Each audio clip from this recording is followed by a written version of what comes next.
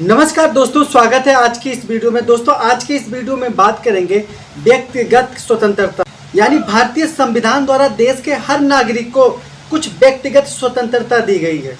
तो दोस्तों, इसी चीज़ को लेकर माननीय सुप्रीम कोर्ट द्वारा कुछ गाइडलाइन बनाई गई है और कंफर्म किया गया है कि उस स्वतंत्रता के अंतर्गत आपको क्या क्या अधिकार मिलेंगे। और साथ में ये भी बात करेंगे, कोई प्रशासन या कोई पुलिस अगर आपके ऊपर कोई आरोप लगाती है या आपके ऊपर कोई प्रेशर बनाती है, तो आपकी जो व्यक्तिगत स्वतंत्रता होती है वो आपकी कहाँ तक सुरक्षा कर सकती है, इसके बारे में भी बात करेंगे। तो दोस्तों, टाइम को बिना वेस्ट किए वीडियो शुरू करते हैं। दोस्तों, इस चीज़ को समझने के लिए माननीय सुप्रीम कोर्ट का एक बहुत ही फेमस जजमेंट है, अरनेश कुमार बनाम बिहार राज्य व अन्य का मामला भारत के सुप्रीम कोर्ट द्वारा दिया गया एक ऐतिहासिक फैसला था, जो आईपीसी की धारा 498A भारतीय न्याय संहिता की धारा 85 के समान है के दुरुपयोग को संबोधित करता है, जो पति या उसके रिश्तेदारों द्वारा पत्नी के प्रति क्रूरता से संबंधित है।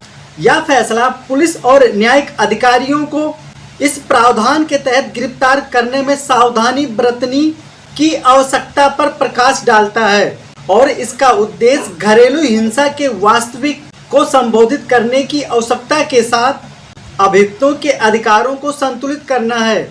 अब थोड़ा जानते हैं केस के तत्व क्या थे, यानी फैक्ट क्या था।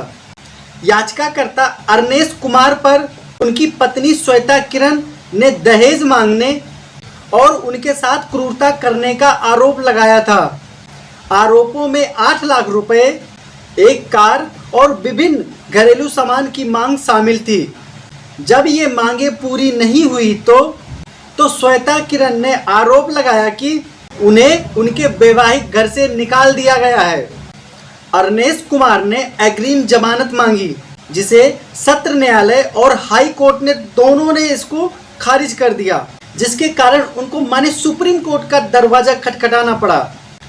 दोस्तों, इस केस में एक्चुअल में मुद्दा क्या था, आखिर क्यों माननीय सुप्रीम कोर्ट में याचिका डाली जाती है। सुप्रीम कोर्ट के समक्ष प्राथमिक मुद्दा आईपीसी की धारा 498A का बड़े पैमाने पर दुरुपयोग हो रहा था, जिसके कारण मनमानी और अनुचित गिरफ्तारियां होती थी, जिससे अभियुक्त और उनके परिवार वालों को अनुचित तरीके के उत्पीड़न का सामना करना पड़ता था।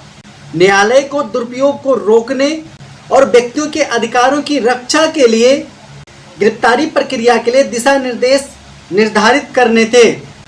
दोस्तों, अब जानते हैं कि इस केस में तर्क क्या दिया गया था।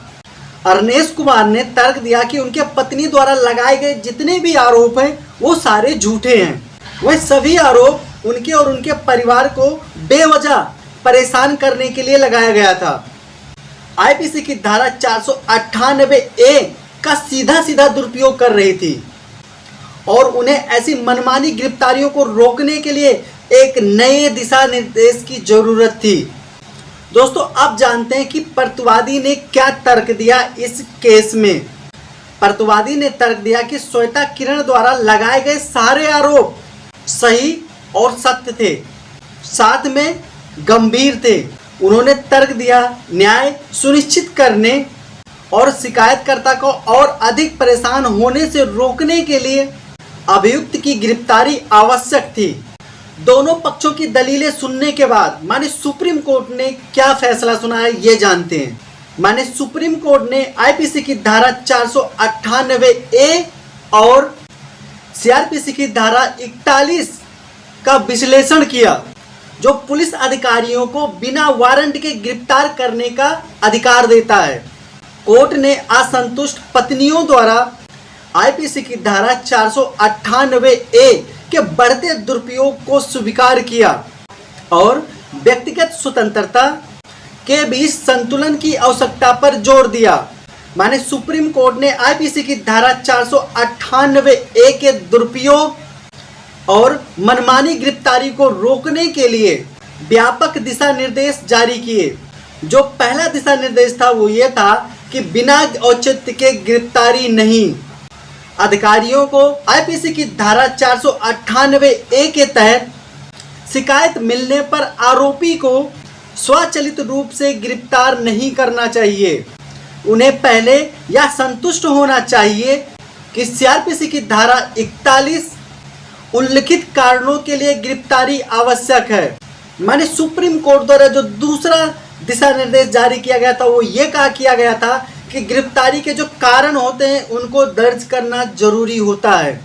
गिरफ्तार करने से पहले पुलिस अधिकारी को लिखित रूप में अपने कारणों को दर्ज करना चाहिए, जिससे उनकी संतुष्ट प्रदर्शित हो कि गिरफ्तारी आवश्यक है। जो तीसरा दिशा निर्देश था वो यह था मजिस्ट्रेट की भूमिका। जब किसी आरोपी को मजिस्ट्रेट के सामने पेश किया जाता है तो पुलिस अधिकारी को गिरफ्तारी के तथ्य, कारण और निष्कर्ष प्रस्तुत करना चाहिए। मजिस्ट्रेट को आगे की हिरासत को अधिकृत करने से पहले संतुष्ट होना चाहिए कि गिरफ्तारी सीआरपीसी की धारा 41 के सभी प्रावधानों को फॉलो करते हुए यानी उनका अनुपालन करते हुए किया गया है। जो चौथा दिशा निर्देश जारी किया गया था माननीय सुप्रीम कोर्ट द्वारा वो यह था उपस्थिति का नोटिस। ऐसे मामलों में जहां गिरफ्तारी आवश्यक नहीं है, आरोपी को मामले की शुरुआत से 2 सप्ताह के भीतर सीआरपीसी की धारा 41 के तहत उपस्थिति की नोटिस दिया जाना चाहिए। माने सुप्रीम कोर्ट द्वारा जो 5वां दिशा निर्देश जारी किया गया था वो यह था उत्तरदायित्व। इन दिशा निर्देशों का पालन न करने पर संबंधित पुलिस अधिकारी के खिलाफ विभागीय कार्रवाई की जाएगी और अधिकारी को अदालत की अवमानना के लिए उत्तरदायी ठहराया जा सकता है। अरनेश कुमार बनाम बिहार राज्य व अन्य में फैसले का उद्देश्य आईपीसी की धारा 498A के दुरुपयोग को रोकना और मनमानी गिरफ्तारी से व्यक्तियों के अधिकारों की रक्षा करना। स्पष्ट दिशा निर्देश जारी करके माने सुप्रीम कोर्ट ने यह सुनिश्चित करने का प्रयास किया कि गिरफ्तारी शक्ति का प्रयोग विवेकपूर्ण ढंग से और प्रत्येक मामले के तथ्यों और परिस्थितियों पर उचित विचार करके किया जाए।